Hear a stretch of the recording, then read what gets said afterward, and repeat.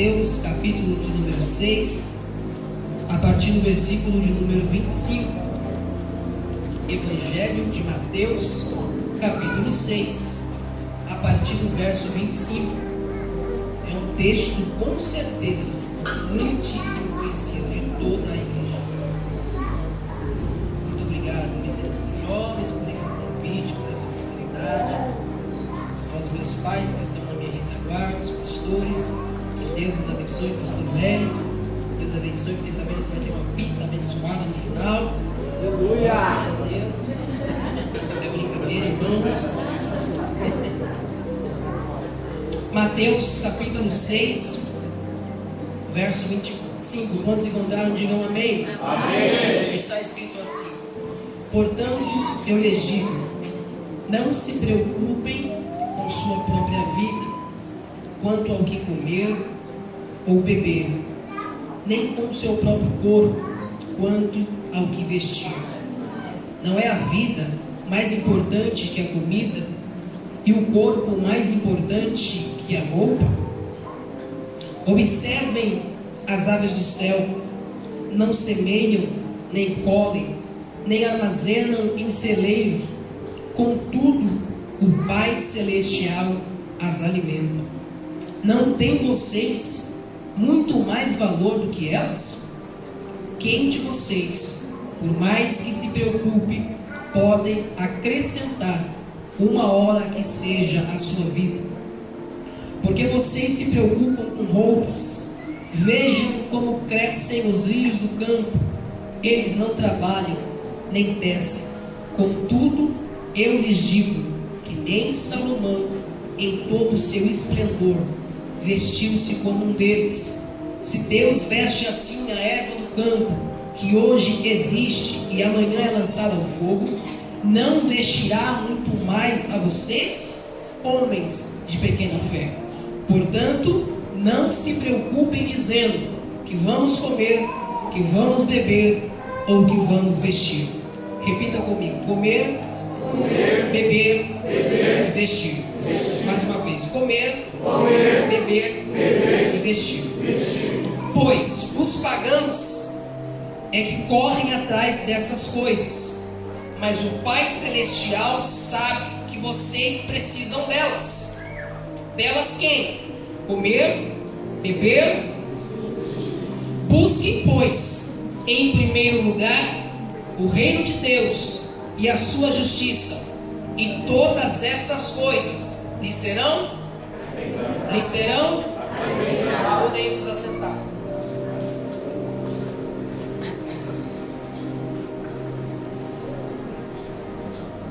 Se algum jovem quiser tocar, ficarei grato. Irmãos, Deus colocou uma palavra no meu coração e eu gostaria de compartilhá-la com os irmãos essa noite. Nós vemos na realidade atual, no mundo em que vivemos, no país no qual estamos, na sociedade em qual estamos inseridos, o excesso grandioso de pessoas que sofrem com a ansiedade. Jesus, nesse texto aqui, ele quer tratar com os discípulos exatamente a respeito desse tema que é muito discutido no contexto dos psiquiatras e dos psicólogos. Jesus está ensinando os seus discípulos a respeito de como eles devem se comportar com a sua própria vida. Quando você lê o Evangelho de Mateus, o capítulo 6, melhor dizendo, quando você começa no capítulo 5 e você vem andando para frente, você observa que Jesus vai tratar com seus discípulos, mas de certa forma usando os próprios fariseus como exemplo daquilo que ele está dando. Então, em determinados momentos, você verá Jesus falando assim: olha, vocês não devem se comportar como esses aqui. Vocês até podem cumprir, guardar, ouvir aquilo que eles pregam, aquilo que eles ensinam, mas vocês não devem viver como eles vivem. E quando chega no capítulo de número 6, no verso de número 25, Jesus percebe que os seus discípulos, não estou falando de qualquer tipo de pessoa, mas eu estou falando dos alunos de Jesus. Jesus percebe que os seus alunos estão correndo um sério risco de viverem uma vida ansiosa, de preocuparem-se tanto com as coisas dessa vida, que Jesus chegou a dizer, que eles iriam perder a confiança em Jesus. Então Jesus começa a dizer no versículo 25: portanto eu lhes digo, não se preocupem com a sua própria vida, quanto ao que comer. Jesus observou que os seus discípulos estavam correndo sério risco de viver uma vida ansiosa, preocupada, de uma forma excessiva. Porque quando você para analisar as pesquisas que alguns psicólogos fazem, alguns encontros, algumas palestras, alguns temas, alguns livros a respeito de doenças psicológicas ou doenças mentais, e um desses livros eles vão abordar a respeito do tema da ansiedade. Quando você lê qualquer tema, qualquer palestrante, psicólogo ou psiquiatra falando a respeito da ansiedade, no primeiro momento você vai tomar um choque, porque eles chegam a afirmar que a ansiedade ela é algo normal na vida de qualquer ser humano. Mas essa ansiedade que eles dizem ser normal é uma ansiedade que faz parte da vida de todo e qualquer ser humano. E alguns deles chegam a dar um exemplo. Por exemplo, uma pessoa que está desempregada, e ela tem um processo seletivo, para passar na segunda-feira ou na terça-feira. Quando chega da segunda para a terça, qual é a tendência? Ela fica preocupada, ela fica ansiosa e ela fica se questionando: cara, será que as coisas que eu vou falar lá, a moça que está me entrevistando, o rapaz que está me entrevistando, vai acatar, vai sentir que eu estou falando a verdade? Será que o meu perfil vai estar de acordo com o perfil exigido pela empresa? Será que a entrevista vai ser uma entrevista tranquila? A gente fica com essa preocupação, mas num estágio normal, de como vai ser o processo seletivo que eu passarei daqui a alguns dias.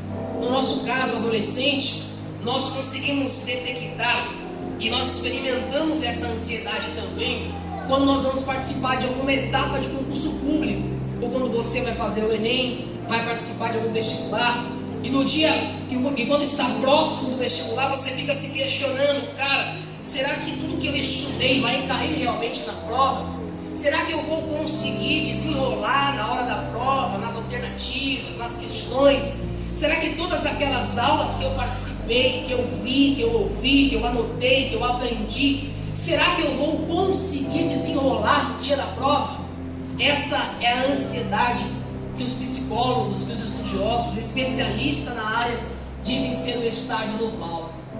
Agora, a ansiedade que eles dizem que faz mal à vida de todo ser humano, a ponto de alguns seres humanos passarem a vida sendo medicados por causa da sua ansiedade que é excessiva, é o que eles chamam de transtorno de ansiedade.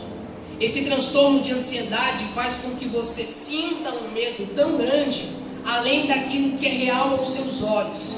Por exemplo, todo mundo aqui tem medo, sim ou não? Sim. Todo mundo aqui tem medo, sim ou não? Sim. Por mais espiritual que sejamos, igreja, por mais que oramos, por mais que pulamos, que cantamos, que adoramos, que sabemos muito da palavra de Deus ou pouco, todos nós sentimos medo.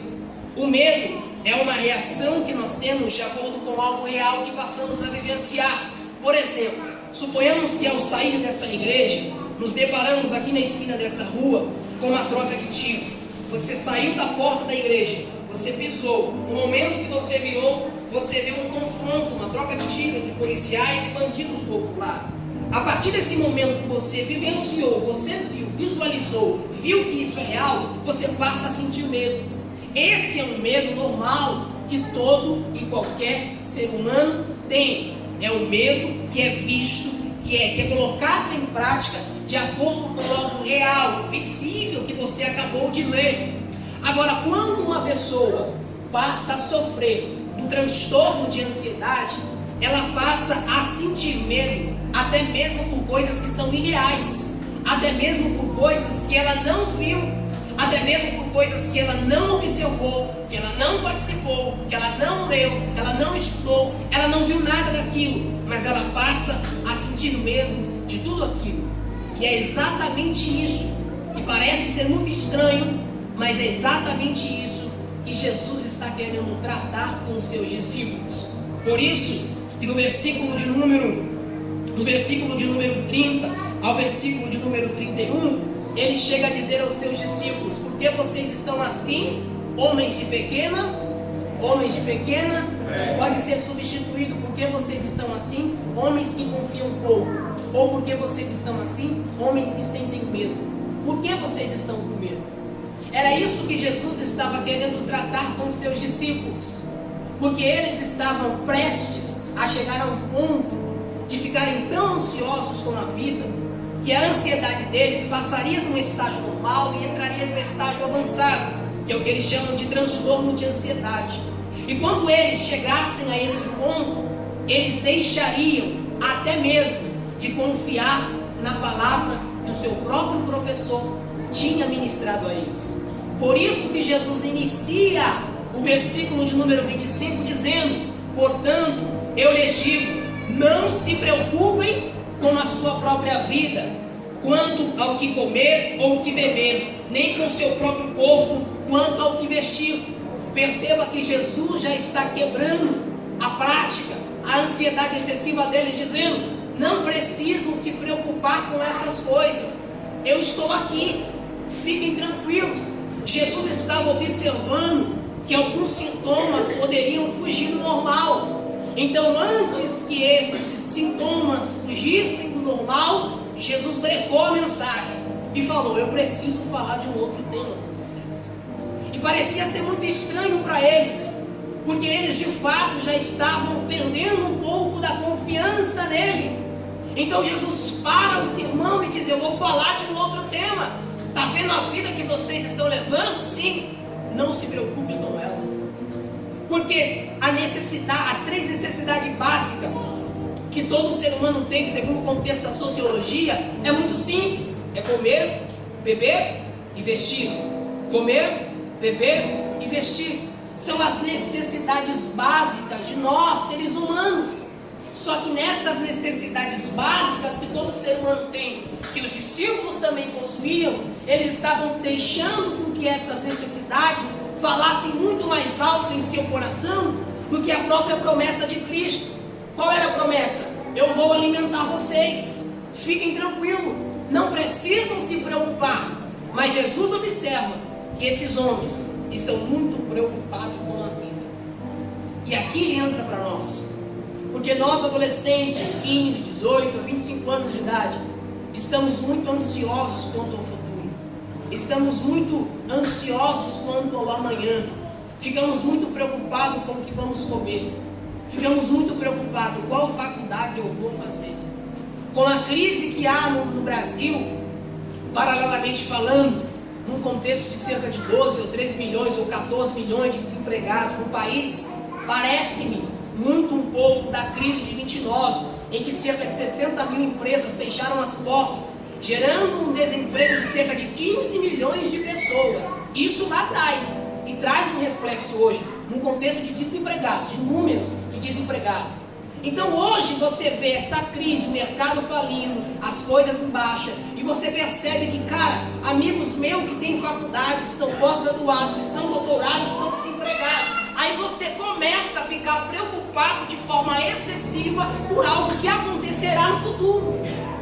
Você deixa de viver o presente com a cabeça no futuro. Então você não está no presente, porque a sua cabeça está logada no futuro. Logo você passa a viver uma vida ansiosa. E a ansiedade que você começa a viver faz com que você não olhe mais para a palavra. Então você deixa de olhar para a palavra e começa a pensar em si. Aí é quando Jesus precisa chegar em você e dizer: por que você está com medo? Por que você está confiando pouco? A única resposta de nós confiarmos pouco em Jesus é porque nós confiamos muito em nós. Então quando você confia em você, a intensidade que você confia em você é a mesma intensidade que você passa a desconfiar de Jesus. Então Jesus fala que vai fazer algo na sua vida, você desconfia, porque você confia no seu próprio braço. O medo de você não conseguir um emprego é tão grande que você confia mais em você, na sua capacidade, no seu currículo, na sua faculdade, no seu diploma, no seu curso, na faculdade que você fez no exterior, na viagem que você fez, e não confia em Jesus. Aí, sem você perceber, você está vivendo uma vida ansiosa, confiando na sua carne, mas não confiando em Jesus. Aí Jesus olha para os discípulos e diz: não se preocupem com a vida, porque eu estou aqui. E quando a gente para analisar alguns sinais de pessoas que têm esse transtorno de ansiedade, um dos primeiros sinais que nós podemos observar é enxergar perigo em tudo. Pessoas que têm medo de tudo e qualquer coisa. Medo de andar de carro, medo de andar de moto, medo de andar de avião, medo de andar no metrô, medo de andar de ônibus, medo de vir à igreja, medo de falar com o pastor, medo de conversar com um amigo, medo de estar entre pessoas. Cuidado. Isso pode ser um sinal de ansiedade. Pessoas que sentem medo de tudo. Mas esse medo que eu estou me referindo aqui não é um medo real, visível de algo que eu estou vivenciando na prática. Eu sinto medo de coisas que podem possivelmente acontecer no futuro. Podem, não significa que vão acontecer. Mas eu já estou sentindo medo de forma antecipada por algo que não aconteceu. Então eu sinto medo de tudo. Eu nunca viajei de avião, mas eu já tenho medo de viajar de avião porque falaram que o avião cai. Eu nunca andei de carro, nunca fui a uma autoescola, mas eu tenho medo de tirar a carta de motorista porque disseram que o comando de embreagem, acelerador e câmbio é muito difícil. Eu nunca testei, eu nunca fui, nunca fui ensinado, nunca passei por aquilo, mas eu já sofro de forma antecipada por algo que eu não vivenciei. Você está correndo sério isso? De viver uma vida ansiosa. A segunda característica de sinais de uma ansiedade é alterações de sono. Pessoas que sofrem de insônia. E por que geralmente sofremos de insônia? Porque temos um dia atarefado no nosso trabalho ou atarefado na igreja, de diversas coisas para fazermos, e quando somos dispensados do trabalho, quando batemos o dedo lá e vamos embora para casa, a nossa mente não sai do trabalho. Você vai à faculdade com a mente no trabalho. Você vem à igreja, a sua mente está no trabalho. Você vem ao culto, mas você está preocupado com a planilha do fechamento do mês, se você não colocou o número errado. Aí quando você vai dormir, você pensa que vai dormir, você não dorme, porque a sua cabeça não se desligou. Você está pensando em algo que você fez no trabalho. E eu não estou nem falando de algo errado. Mas você está tão ligado, tão vibrado com o trabalho, que a sua mente não consegue se desligar. A ponto de vezes você pensar que está dormindo e está sonhando acordado com algo do trabalho. Ou quando você consegue pegar num leve curto sono, você sonha com algo do trabalho. Porque você só fica pensando no trabalho. Um exemplo. Aí o seu sono começa a ter alteração. É quando nós começamos a sofrer de insônia. Isso são sinais claros de pessoas que podem estar vivendo de forma ansiosa, porque estão se preocupando demais com a vida. E quanto mais você se preocupa com a vida, mais você se envolve com a vida. E quanto mais você se envolve com a vida, mais você se dá pela vida. Aí você só começa a pensar nas coisas que são de baixo, porque a vida não está em cima, ela está embaixo. Por mais que nós somos seres chamados como filhos de Deus e temos a vida eterna, mas nós somos humanos ainda. E nós vivemos aqui embaixo na terra ainda. Então, quanto mais você pensar nas coisas dessa vida, mais você vai pensar nas coisas da terra. E qual é o conselho do apóstolo Paulo? Pensai nas coisas que são, nas quais Cristo está assentado. Perceba como a ansiedade, por mais que ela seja num estágio normal, ela é tranquila, mas ela pode se tornar perigosa. Porque ela faz com que você deixe de confiar em alguém que você não pode perder a confiança. O terceiro estágio, o terceiro sinal, é a preocupação em excesso. Pessoas que andam sempre preocupadas com o futuro. Você está sempre ligado pensando no futuro. Quem eu vou casar, onde eu vou casar, qual vai ser a igreja, qual vai ser o vestido, quem vai ser o marido, Quantos filhos eu vou ter? Qual casa eu vou ter? Será que eu vou ter casa? Será que eu vou ter carro? Perceba que esses contextos, esses exemplos que eu estou dando, igreja, não é um contexto de que uma vez ou outra você pensa nisso. É todos os dias a sua mente só sabe pensar nisso. Você está vivendo, você está pensando de forma exagerada em uma coisa que vai possivelmente acontecer lá no futuro. Então todos os dias você acorda e pensa nas mesmas coisas diárias. Será que eu vou casar? Será que eu vou ter casa? Será que eu vou concluir? Será que eu vou chegar? Será que eu vou passar na prova? É a preocupação em excesso. Será que eu vou conseguir pagar o carnê? Será que a geladeira queimou? Será que o carro vai dar certo? Será que o funileiro vai acertar? Será que a pintura vai ficar boa? Será que o mecânico mandou bem? Você está sempre preocupado.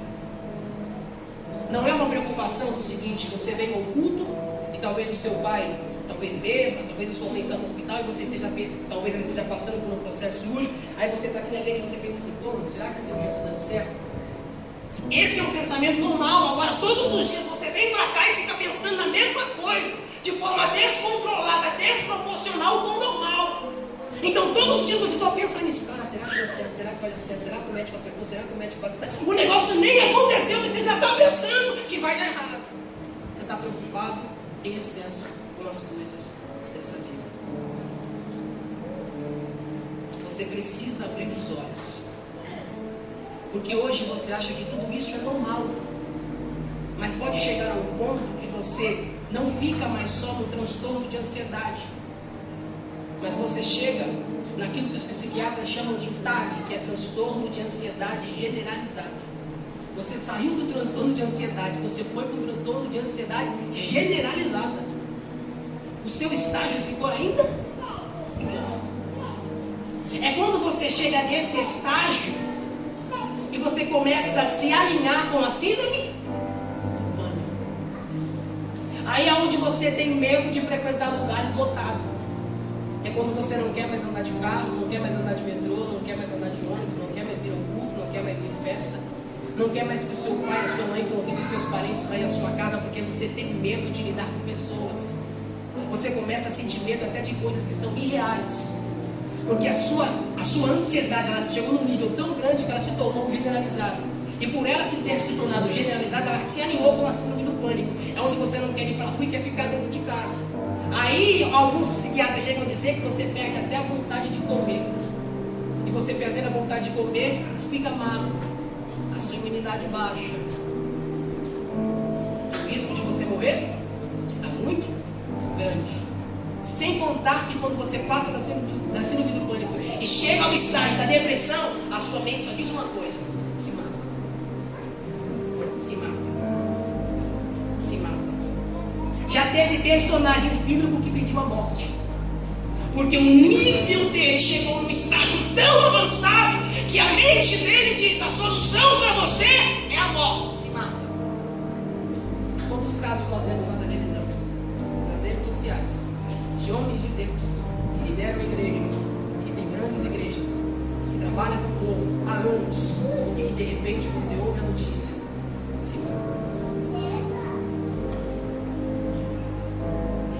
E a pessoa que está nesse estágio de ansiedade avançada, muito preocupada com a vida, ela sente vergonha de compartilhar esse momento de dor com alguém. E nós, como igreja de Cristo Jesus, não podemos ter isso.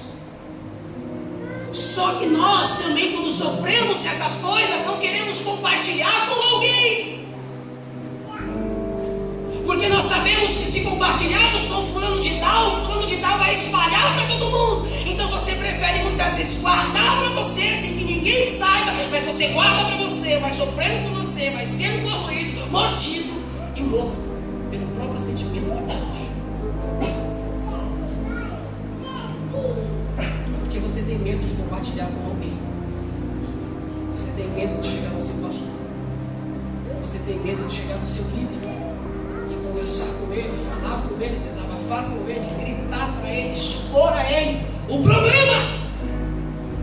Porque para algumas pessoas confessar aquilo que você está vivenciando é motivo de vergonha. Para algumas pessoas chorar na igreja a Deus, expondo para fora o sentimento de ansiedade, aquela coisa que está te corroendo, que está está te fazendo mal, para algumas pessoas é motivo de vergonha. Isso não pode ser motivo de vergonha para você. Você precisa, de forma rápida e corriqueira, correr para a sala do seu pastor, desabafar com ele, conversar com ele, porque você não está percebendo, mas você está perdendo a confiança em Jesus. Jesus fala que vai fazer, você não acredita mais. Jesus fala que pode fazer e você diz não pode, porque a sua mente está dizendo não dá mais. E a única coisa que você precisa parar e fazer é desabafar com alguém. Simplesmente desabafar. Por isso que Deus colocou líderes em nossas vidas, para que nesses momentos nós possamos chegar juntos dele, não só quando você peca, mas é nesses momentos também, e dizer: pastor, eu estou mal, eu estou passando por isso, por aquilo, me ajuda. Porque se você continuar guardando para você esse sentimento, se você continuar trancado dentro do quarto, a única saída que a sua mente vai dizer que você tem é se matando. Porque você já não está mais com o medo normal, tranquilo, que todos têm. Você está com o medo excessivo das coisas que são naturais da vida. Por esta razão, Deus falou ao homem Josué, quando foi colocá-lo no lugar do seu amado e querido filho chamado Moisés, ele disse: Josué, seja forte e corajoso, porque você vai guiar este povo. Por que ser forte e ser corajoso? Porque esse sentimento de que eu estou sozinho, de que não dá, será que vai dar certo? Será que vai acontecer? Será que vamos chegar? Poderia acontecer com Josué. Então, antes que algo acontecesse, já Deus se antecipou e disse: Josué, seja forte e corajoso. Quinto,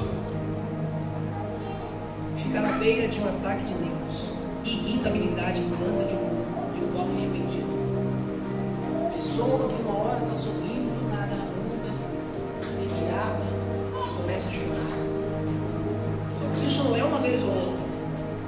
Isso acontece de forma rotineira, diária.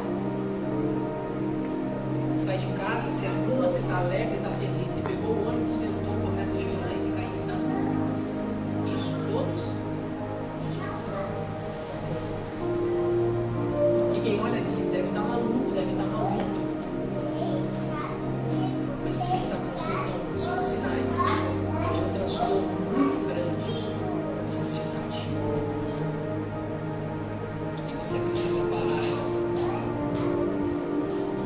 e avaliar a sua própria vida.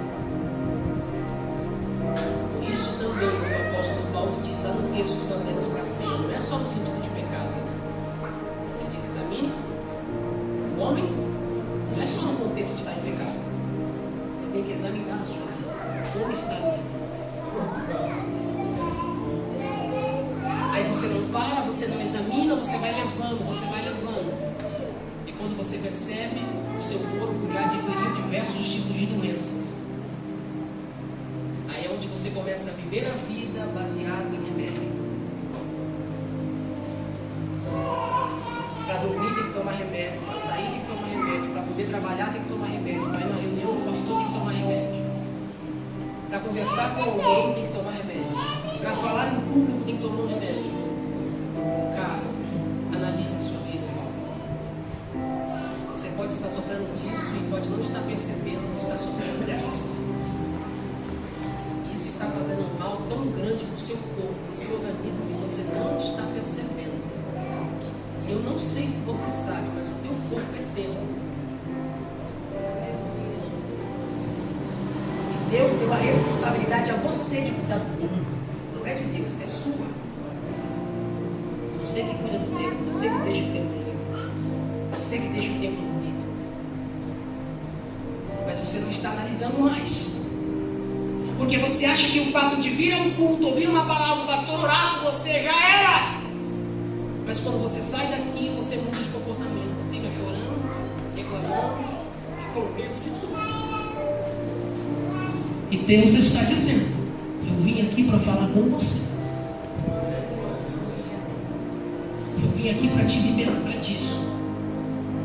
Eu vim aqui para trazê-lo de volta, a confiar em mim, naquilo que eu digo a você.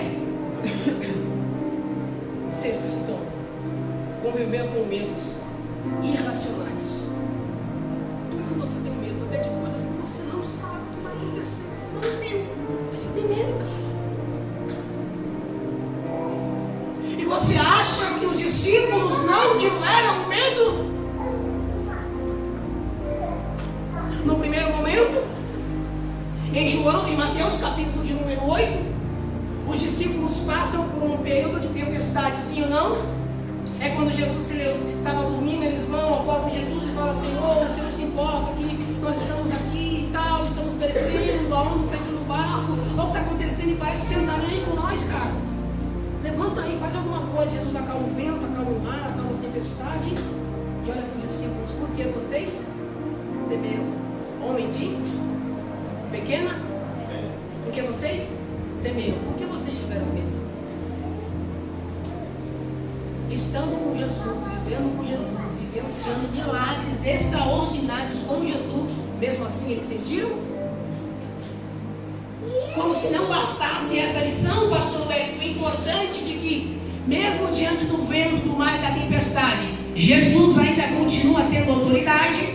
Quando chega em Mateus capítulo de número 14, capítulo 14, no verso 22, Jesus tinha acabado de fazer a multiplicação dos pães, alimentou diversas pessoas e sobraram alguns pães. Quando chega no versículo 22 de Mateus capítulo 14, Jesus, a Bíblia diz assim: e Jesus insistiu com os discípulos que entrassem no barco e fossem para o outro lado. Em Mateus 8, eles vivenciam um momento de tempestade. Eles vão acordar Jesus, porque Jesus estava descansando dormindo. Eles acordaram Jesus, Jesus foi, acalmou o mar, acabou a tempestade. Falou: por que vocês temem? Homem de pouca fé. Jesus estava dizendo assim: vocês estão com medo, tudo bem, mas aprenderam a lição, que eu mando naquilo que eu criei. Porque Ele criou o vento, Ele criou o mar, Ele criou a terra, Ele criou você. Então Jesus está dizendo: eu mando nisso aqui. E Ele acalmou. Só que quando chega em Mateus 14,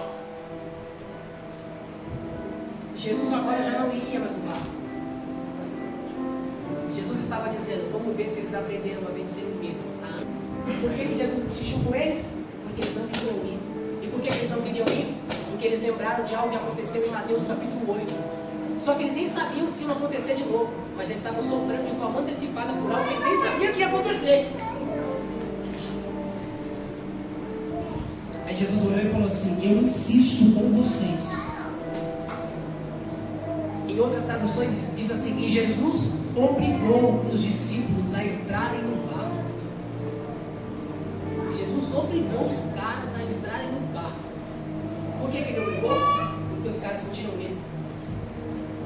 Mesmo sendo discípulos de Jesus, andando com Jesus, estavam sofrendo de forma antecipada por algo que possivelmente podia acontecer. Não era secreto. A Bíblia diz que Jesus insistiu com eles: entrem no barco e vão para o outro lado. Jesus estava dizendo: eu quero que vocês vençam o medo. Entrem no barco e vão para o outro lado. Mas e o Senhor? Eu quero que vocês entrem no barco, porque agora é a vez de vocês vencerem o medo. O que os discípulos fizeram? Viu que Jesus pegou no pé, obrigou-os, insistiu, entraram no barco. Olha comigo, né? Eles entram no barco. A Bíblia diz que Jesus ficou no monte orando, intercedendo. Jesus mandou eles entrarem no barco, mas ele ficou. Mas em Mateus capítulo 8, Jesus estava descansando no barco. E eles acordaram Jesus, aprenderam a lição. Mas agora em Mateus 14, 22, eram só eles no barco. Jesus ficou no monte. Jesus estava dizendo: vão vocês, vençam o medo, vençam a ansiedade, vençam tudo isso, e depois eu chego lá. Só que Jesus é um ser espiritual, no sentido de oração, se comunica muito com Deus, conversa muito com Deus.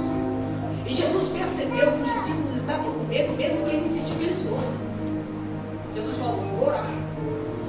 Deus diz que de repente, pela madrugada, à noite, ao anoitecer, à noite, Jesus, Mateus 14, a partir do 22, se quiser acompanhar. À noite, Jesus veio andando sobre, olha o estágio que a mente dele, jovem, estava. A Bíblia diz que Jesus veio andando sobre, Jesus está vindo, pastor Wellington, sobre as águas. Mas a mente dos discípulos está tão cauterizada com medo de algo que pode acontecer, que eles deixam de reconhecer quem é que está vindo sobre as águas. Aí é o texto que diz que eles gritaram dizendo: é um?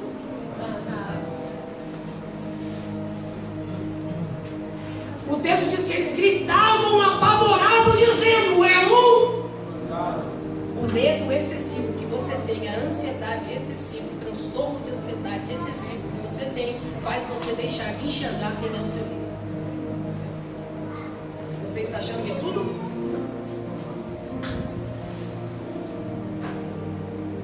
É por isso que você não acredita mais em milagre.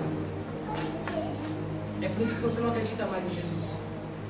É por isso que você não crê mais em algumas coisas que Jesus pode fazer na igreja, na rua, no mercado, na rua, na Cracolândia, em qualquer lugar. Você fala: não é Jesus não, não é Deus não. Porque a sua mente já está tão... Aí você fala: não, é porque eu estou estudando. Não é porque você está estudando, é porque você está ansioso demais. A ansiedade tomou tanto conta da sua vida. Você está tão preocupado com as coisas da terra que você não consegue mais acreditar em algo que é espiritual. Aí quando alguém fala: Jesus está voltando, você fala: loucura, porque os meus tataravós disseram isso há anos atrás. Aí Jesus está vindo sobre o mar, falar com os discípulos, e eles estão dizendo: é um fantasma. Aí Jesus, como é o psicólogo dos psicólogos, olhou e disse assim: calmem, sou eu. É essa mesma voz que está dizendo como para você essa noite: sou eu. Calma, aquieta um pouquinho mais a tua alma. Aquieta um pouquinho mais os teus sentimentos, porque sou eu que estou vindo ao teu encontro. E não precisa ter medo. Sou eu. A Bíblia diz que quando eles ouvem a voz dizendo: sou eu, eles disseram: é Jesus. Porque João 10 diz que a ovelha conhece a voz. Conhece a voz? Conhece a voz? Por mais medo que eles estavam, mas quando eles ouviram alguém dizer: sou eu, eles falaram: é a voz de alguém que eu conheço. É a voz do meu? É a voz do meu? Aí Jesus vai convidar Pedro a vencer. Jesus convida eles a vencer o medo. Aleluia! Porque o barco estava sendo sacudido pelas águas novamente. Aí Pedro tem a coragem, Pedro entendeu, dizendo: eu preciso vencer o medo. Olha a ideia de Pedro: se é o Senhor, faça-me ir ter contigo sobre as águas. Pedro estava dizendo: eles podem não ter coragem de vencer o medo, mas se é o Senhor, eu quero vencer esse medo, Pai. Eu quero vencer esse trauma. Eu quero vencer essa sequela. Eu quero vencer. Faça-me ir ter contigo sobre as águas. E Jesus adora pessoas que amam vencer o medo e os desafios da vida. Jesus adora essas pessoas, cara. Sabe qual foi a resposta de Jesus para Pedro? Sabe qual foi a resposta de Jesus para Pedro?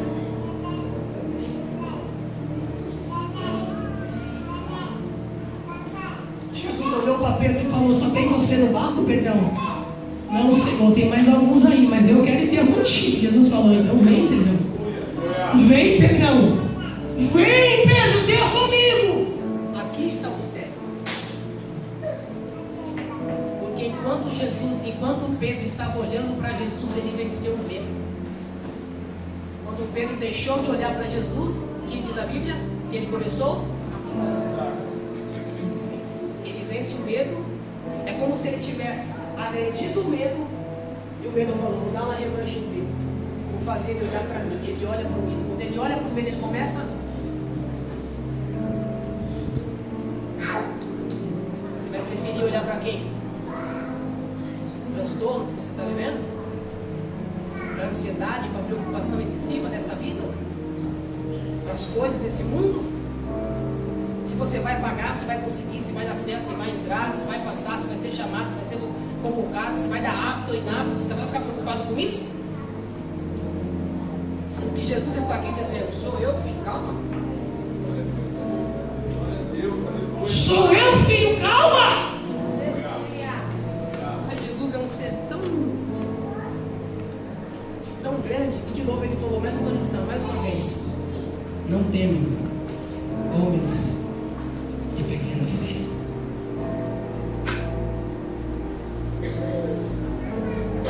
A sua fé pode estar pequena. A sua fé pode estar pequena. Mas ainda assim ele vem ao teu encontro. Ainda assim ele vem andando sobre as águas ao teu encontro, dizendo: eu vou te ajudar a vencer esse medo. Vem comigo sobre as águas.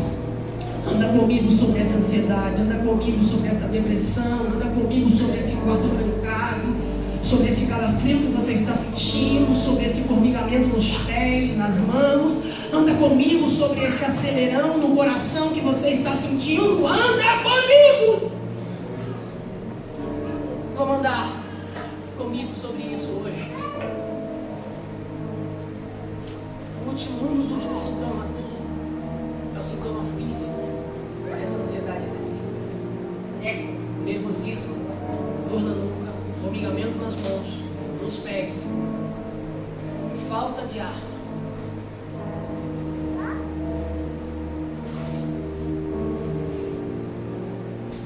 Boca seca e coração acelerado. Cuidado, isso pode acabar te prejudicando. Mas Jesus está aqui essa noite, dizendo ao meu e ao seu coração: não se preocupem com a vida, quanto ao que comer, beber e vestir. Por que Jesus disse isso a eles? Vou finalizar. A primeira exemplificação que Jesus dá aos seus discípulos, se você estiver com a sua Bíblia aberta, no mesmo Evangelho de Mateus, capítulo 6, Jesus é o único cara que pode falar para você não se preocupar com a vida. Se você puder aumentar um pouco fundo, Jesus é o único cara que pode falar para você não se preocupar com a vida. Porque Jesus é o cara que pode falar assim para você: toca pro Pai que o Pai domina. Jesus não é nenhum jogador de futebol, mas de uma forma figurativa ele pode falar para você: toca pro Pai que o Pai domina. Toca pro Pai que o Pai resolve o problema.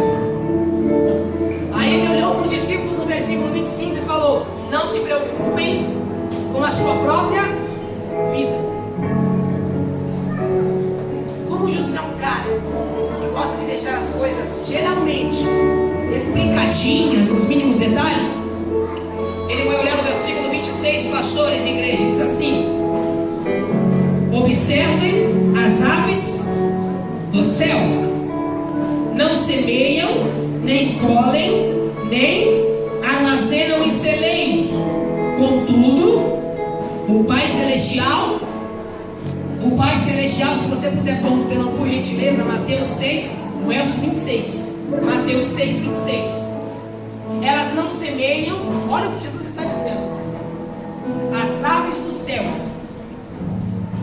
os pássaros, não semeiam, não plantam, não está com uma enxada na mão, cavando, pegando a semente e semeando. Os pássaros não semeiam e nem colhem. Óbvio, porque se eles não semeiam, não vão colher. Jesus está dizendo: os pássaros do céu, os pássaros não semeiam e nem colhem. Contudo, o Pai Celestial os alimenta. Jesus está dizendo: os pássaros não trabalham para viver. É lógico, porque no contexto atual você trabalha para viver. Jesus está olhando para os pássaros e dizendo, para os discípulos, comparando os pássaros, dizendo: os pássaros não semeiam e nem colhem, contudo não morrem de fome. Ele está olhando para mim e para você dizendo: não está trabalhando? Não. Está desempregado? Estou. Não tem condições de comprar um alimento? Não tenho. Fica tranquilo, eu te alimento. Está tudo difícil, apertado para você, as portas se trancaram. Fica tranquilo, porque eu te alimento. Aí ele vai olhar para o seu lugar, que estamos partindo para o final, e dizer: não tem vocês muito mais valor do que elas? Ele faz uma pergunta para os discípulos, dizendo: vocês não têm muito mais valor do que esses pássaros? Aí ele faz uma pergunta ainda dando aos discípulos: quem de vocês, por mais que se preocupem com a vida, podem acrescentar uma hora da sua própria vida? Jesus está mostrando, provando para os discípulos que o transtorno de ansiedade não serve para nada. Esse transtorno, ao invés de ajudar você, vai te prejudicar.